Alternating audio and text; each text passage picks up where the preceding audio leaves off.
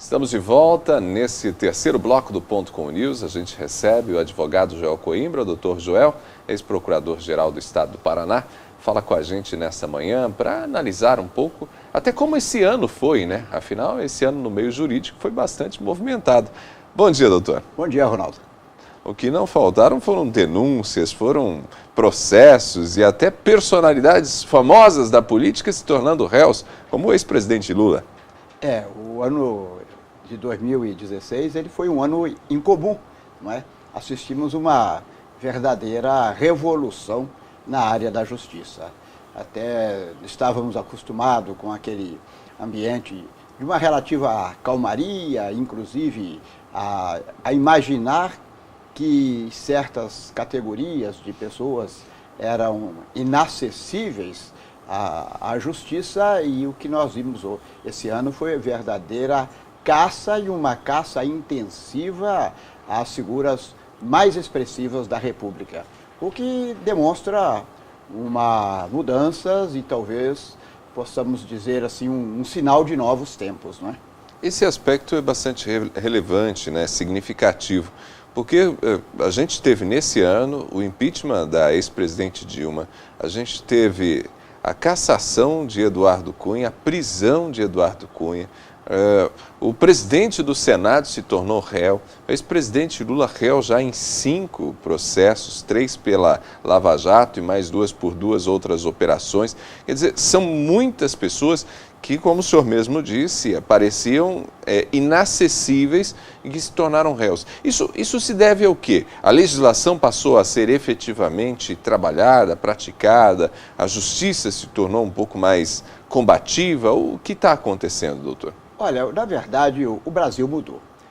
E mudou a partir de 1988. Na verdade, 1988, ele foi o ano que nós recebemos a nova Constituição, que assinalou essa mudança. Nós costumamos dizer o seguinte: uma Constituição, ela marca a mudança de um povo, não é?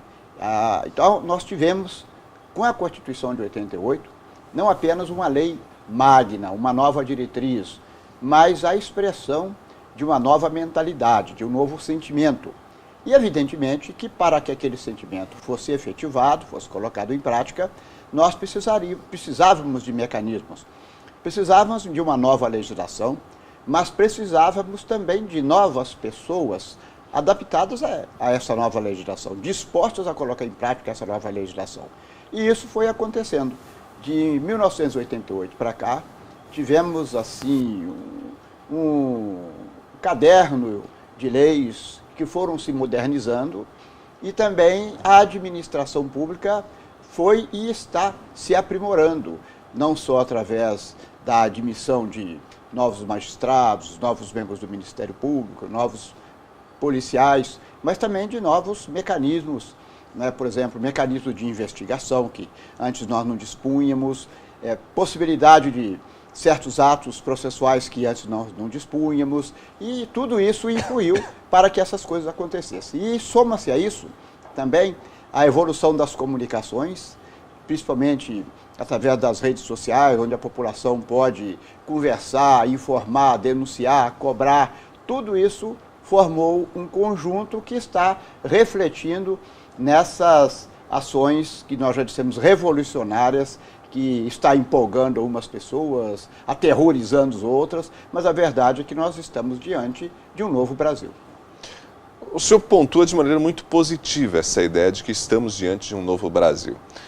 Isso não significa, evidentemente, que a gente ainda não tem algumas contradições e algumas situações que guardam resquícios de um passado recente, né? Por exemplo, no Supremo a gente tem uma série de ações contra políticos que estão lá há 4, 5 anos e as coisas não avançam, né? Inclusive contra o ex-presidente ou contra o atual presidente do Senado, a gente tem ação lá desde 2007. Quer dizer, a gente ainda tem um pouco disso, né? De algumas ações que parecem ficar adormecidas, né?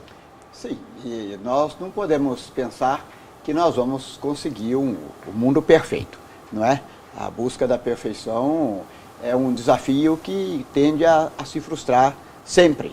Ao contrário, ele costuma levar, a busca da perfeição, via de regra, leva a tragédias, não é? mas nós temos que nos aprimorar. Eu sou religioso da doutrina católica, e lá na doutrina católica, a nossa igreja mesmo fala que ela é santa e pecadora. E quando eles nos orientam, diz, olha, os nossos santos foram todos eles pecadores. E os nossos grandes homens também. E se formos olhar as outras histórias, a história dos Estados Unidos, a história da Alemanha, a história da França, todas essas nações que nós admiramos e às vezes até invejamos, ela tem lá as suas partes boas e as suas partes trágicas, inclusive os grandes revolucionários que tratamos de heróis. É o que acontece aqui também. Nós temos um Supremo Tribunal Federal que está funcionando. Veja bem, ele teve uma passagem do mensalão, onde as figuras do primeiro escalão foram julgadas, processadas e condenadas por ministros escolhidos a dedo pelo presidente da República, parte pelo presidente Lula, parte pela presidente Dilma. Tivemos o caso do ministro Joaquim Barbosa, que, segundo consta, o presidente Lula foi buscar na Europa, junto com o então ministro Márcio Tomás Bastos, e todos nós vimos o que foi o desempenho do Joaquim Barbosa. Mas os outros ministros que vieram na composição do Supremo Tribunal, escolhidos pelo presidente Lula, e com a participação de pessoas também condenadas, como foi o José Dirceu, e todas elas adotaram e estão adotando posições, não é, de contrariedade ao interesse dessas pessoas. Então podemos falar que o Supremo Tribunal tem essas falhas, que tem isso e que tem mesmo, porque são seres humanos, mas a verdade é que, no geral, o Supremo Tribunal Federal, como poder judiciário, está cumprindo a sua parte. São aspectos bastante positivos. E no que diz respeito à própria sociedade, doutor João, em que medida a sociedade ainda precisa talvez amadurecer para que a gente tenha essa mudança que a gente tanto sonha, que a gente tanto deseja? Porque boa parte desses políticos que são preservados ali no poder são preservados justamente pelo nosso voto. Eu acho que a sociedade é engraçada, ela está muito boa também, ela está evoluindo, mas ela ainda me faz lembrar muito aquele motorista que acelera o carro e esquece de colocar marcha, porque ela vai, ela reclama, ela grita, ela protesta, mas o duro é o problema da escolha, né, na hora de escolher. Então nós vemos até contradição, a pessoa vai lá, participa, por exemplo, do movimento de apoio ao Sérgio Moro, de combate à corrupção, e daqui a pouco você vê ela com a camisa daquele candidato que também está envolvido na corrupção, defendendo aquele candidato que está sendo processado, brigando com o seu companheiro porque o companheiro foi acusado de corrupção, ou falou do seu correligionário assim. Então, é preciso que a sociedade também participa desse processo de escolha com mais consciência, com mais atenção. Agora, essa é uma questão que só o debate democrático que vai nos proporcionar. Nós não teremos, assim, nós não podemos querer que todas as pessoas vão escolher adequadamente, trazer, assim, vestais para integrar o nosso Congresso. Nós teremos sempre essa contradição, porque ela é própria da sociedade. Então eu não vejo assim, desculpa, mas eu não vejo com pessimismo nessa situação, não. Acho que nós estamos caminhando num bom caminho. Doutor Joel, acho que para a gente concluir essa nossa reflexão, que é a última que a gente faz junto aqui nesse ano, eu gostaria de entender um outro aspecto. Porque o juiz Sérgio Moro se tornou, digamos, o representante dessa busca pela moralização do país, né? Por um país mais ético. Em que medida é positiva essa personalização da justiça, talvez numa única pessoa?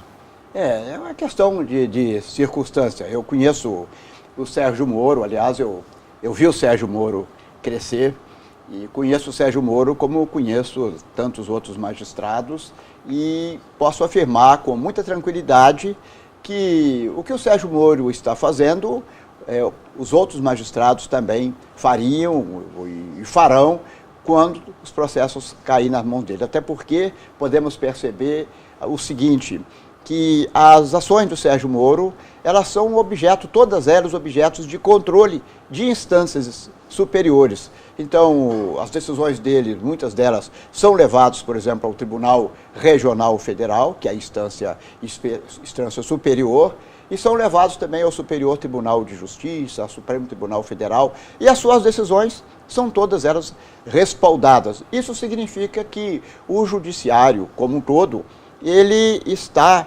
perfilhando desse mesmo ponto de vista. E se nós analisarmos em outras regiões, outros tipos de ações, vamos ver que a postura que o Sérgio Moro está adotando é a postura dos magistrados do Brasil, assim como o que está fazendo esses jovens, o Dallagnol e outros aí, é a postura do Ministério Público, tanto o Ministério Público Federal como o Ministério Público Estadual. Inclusive, uma coisa que nós devemos louvar é a atitude da Polícia Federal. Porque, veja bem, a Polícia Federal, apesar de ser servidor público, ter as garantias gerais dos servidores públicos, ela não tem as mesmas garantias que tem os magistrados, não tem as mesmas garantias que tem os membros do Ministério Público. E, no entanto, nós vemos a Polícia Federal, ela está adotando uma posição de independente e de imparcialidade nunca vista.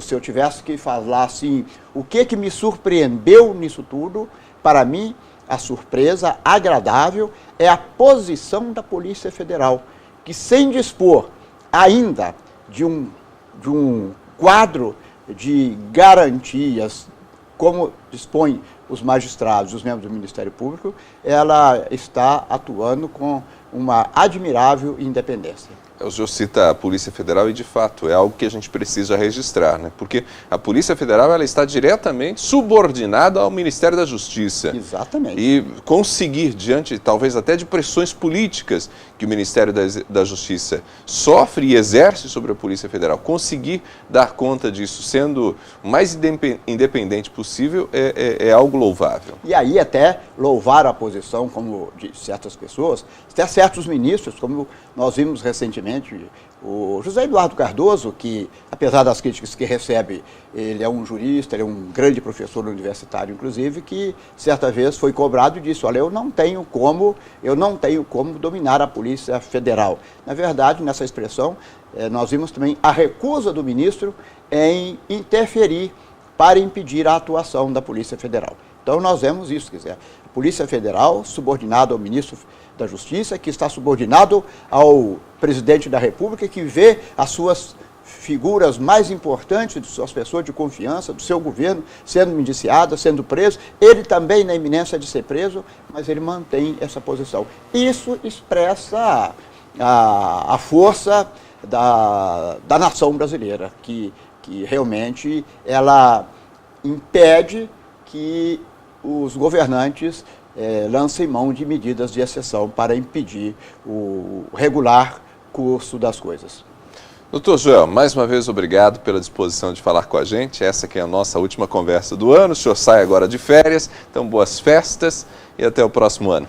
Muito obrigado, eu também desejo a você felicidade, você, toda a sua equipe. Fico muito agradecido, muito honrado pela oportunidade de vir aqui dialogar com você e esperamos que no ano que vem tenhamos mais oportunidades agradáveis como esta. Muito obrigado.